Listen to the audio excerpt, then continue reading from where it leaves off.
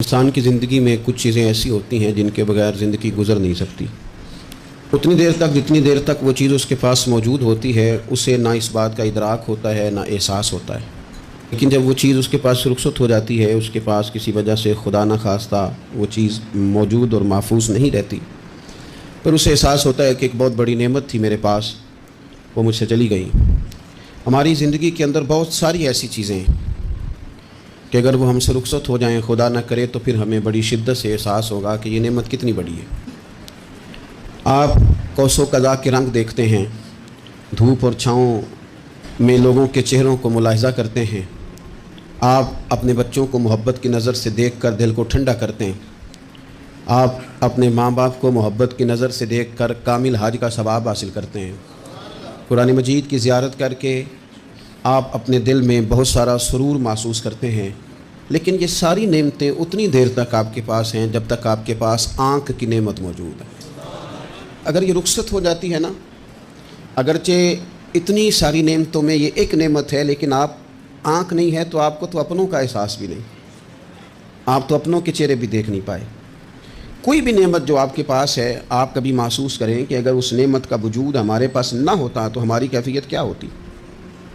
یہ سانس ہے، ہم دو دفعہ سانس کا استعمال کرتے ہیں، ایک دفعہ اندر جاتی ہے اور ایک دفعہ باہر آتی ہے۔ اگر اندر نہ جائے تو بھی مسئلہ ہے، چلی گئی ہے لوٹ کر باہر نہ آئے تو بھی بہت بڑی مشکل ہے۔ تو اس کا اندر اور باہر جانا یہ زندگی کا احساس ہے۔ اگر کبھی سانس اکھڑنے لگے اور آپ کے سینے میں آپ کی سانس اٹکنے لگے تو ایک بہت بڑی تشویش ہے، ایک بہت بڑی آکسیجن ہے، پوری طرح سے انسان کو قید کر دیا جاتا ہے، اور وہ کہتا ہے کہ میرا تو سارا وجود سلامت ہے،